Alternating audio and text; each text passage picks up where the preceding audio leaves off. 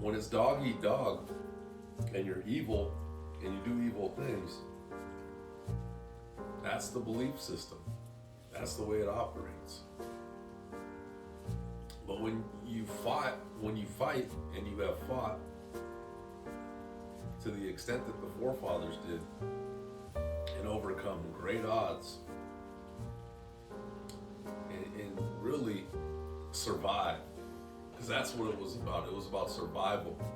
When you're in your own backyard, if you survive and you can hold your ground, you win.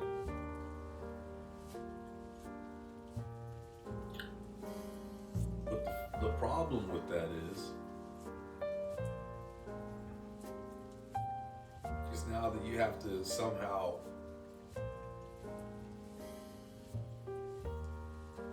babysit, re-educate,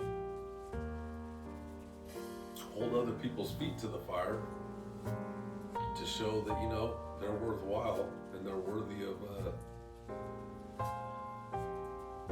this new game, freedom. And it gets right part and parcel with, you know, that's something that if you're on the other side of the line on that one and you are evil and corrupt,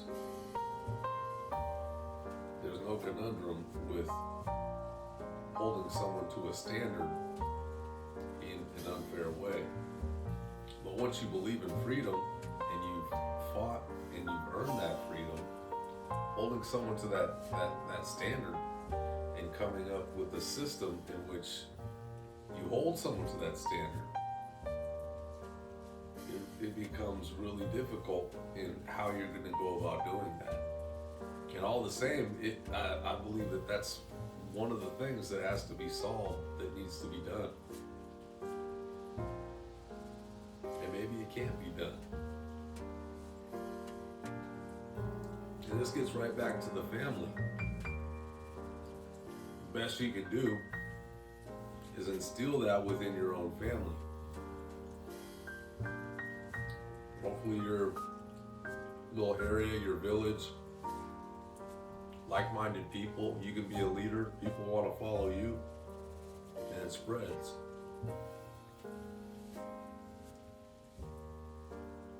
But without the sovereignty of the family, without the family being upright,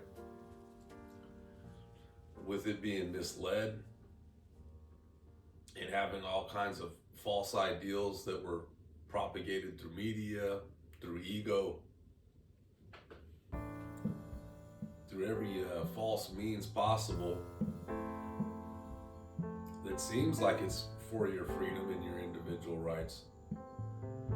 But at the end of the day, it's just a way to get you to be corrupt, to be evil, to slit your own wrists, to not care about others,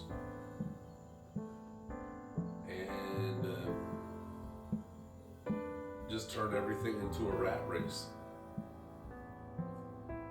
And the family as it stands is a rat race.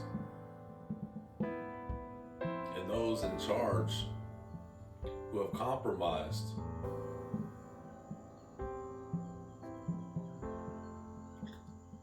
I ask the Lord for forgiveness. I ask the Lord that I can forgive. But how do you forgive those who have corrupted themselves to such an extent that there is no upward mobility, that everything is towards being corrupt, being corrosive, dishonest, manipulative, lying and projection upon narratives, and to put a narrative upon your person so you can bear the weight and be the fall guy, so you can be out in those streets, so you can amount to be nothing,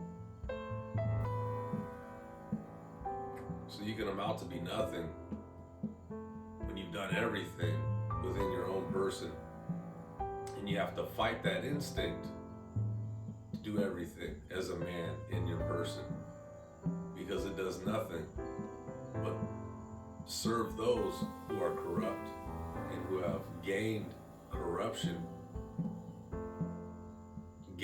gamed it so that they can more or less possess your soul.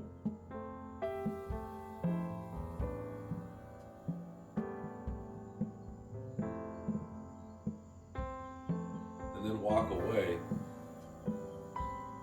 as it just being a matter of course, because this is the way society is. Because that's the example that was given.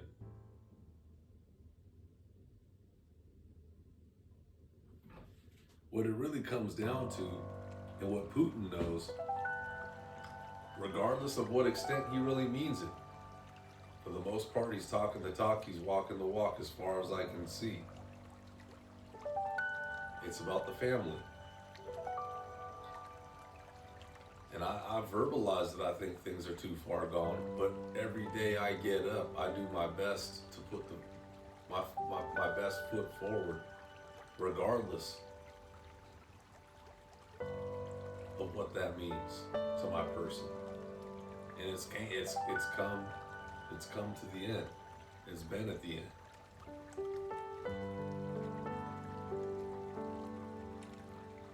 There are no answers.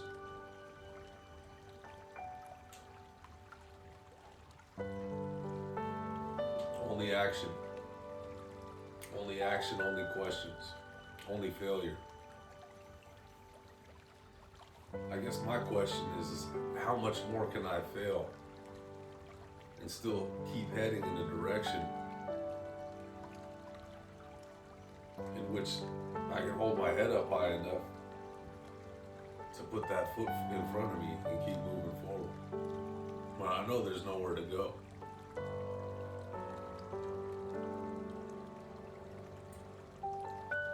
This is a technocrat's wet dream. This is Harari's wet dream. Yuval Harari. And all those like-minded supporters and individuals, they're all around. I more or less know who they are. They know who I am. There's no hiding that shit. There's no hiding that shit. Not really. I think to that extent, we've all been gamed. So you try to forgive, but you never forget. But it's come to the point